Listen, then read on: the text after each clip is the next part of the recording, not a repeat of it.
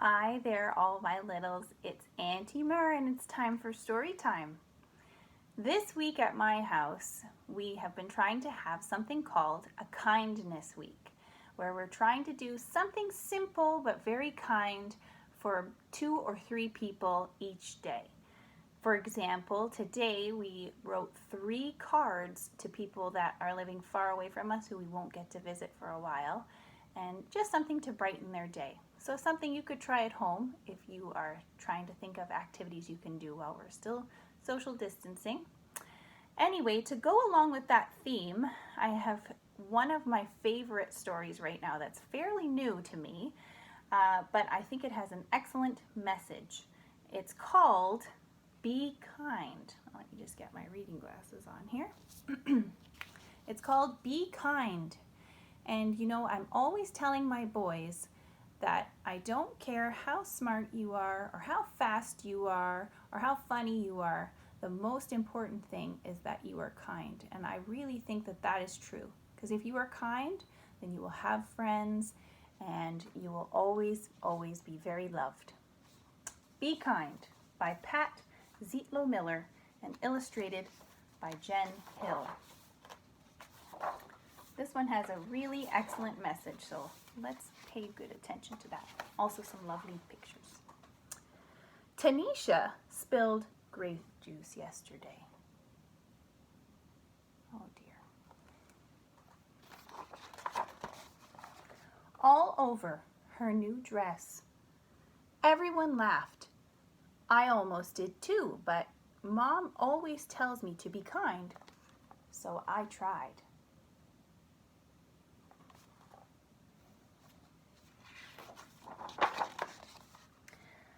I don't think it worked.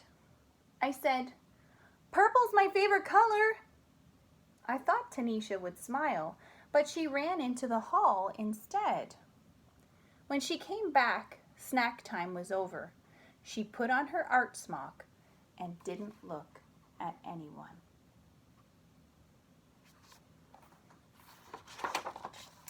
I almost told Tanisha that art was my favorite class, but I didn't want her to leave again. So I painted purple splotches and added some green until I had a bunch of beautiful violets. While I painted, I thought about Tanisha.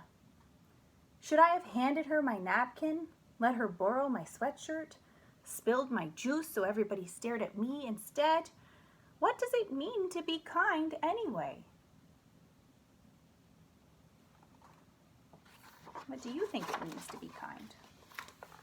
That's something to think about. Maybe it's giving. Making cookies for Mr. Rinaldi, who lives alone. Letting someone with smaller feet have my 2 tight shoes. He might win races in them too.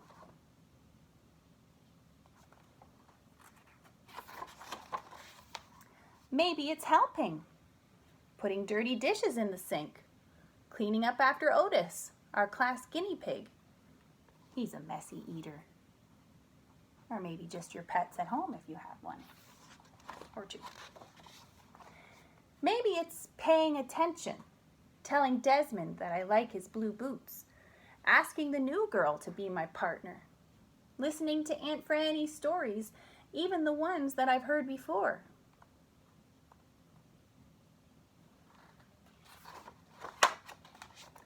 Being kind should be easy, like throwing away a wrapper or recycling a bottle or saying thank you, bless you. My mom says that the quickest way to be kind is to use people's names. Hey Kayla, what's new Omar? Good afternoon Rabbi Mandelbaum.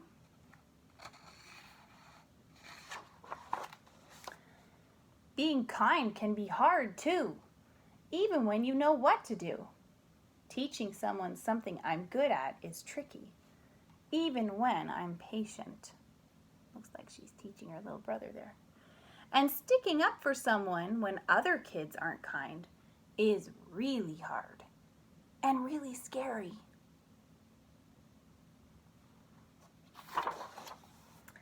Maybe I can't solve Tanisha's grape juice problem. Maybe all I can do is sit by her in art class and paint this picture for her. because I know she likes purple too.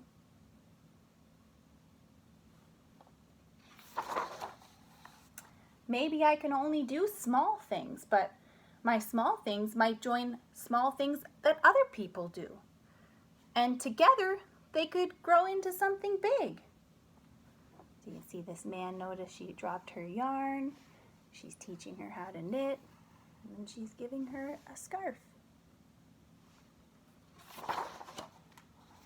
Something really big, so big that all our kindnesses spill out of our school, spread throughout the town,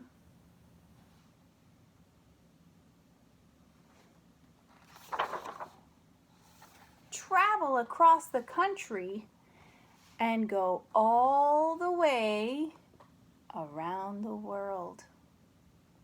It's true, one little small kind thing can lead to another one and another one. Kindness goes a long way. Right back to Tanisha and me, so we can be kind again and again. I'm pausing on these pictures because there's a lot that's happening. And again. And look, she's giving her the picture of the violets.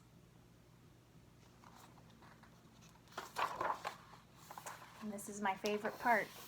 There's no words on this last page, but you can see that Tanisha went home and she hung up the picture of the violets. So that one little act of kindness did make her feel better. So that's be kind. I hope that you enjoyed that story. And if there's anything that you got out of that, I really hope you have thought about maybe something you can do that is kind. It doesn't have to be something huge or big, but something that would make someone smile or make them happy, especially during this tricky time. All right, that's it from me for now. Remember to be good, to also be kind. Thanks for joining me for Story Time with Auntie Mir. Bye-bye.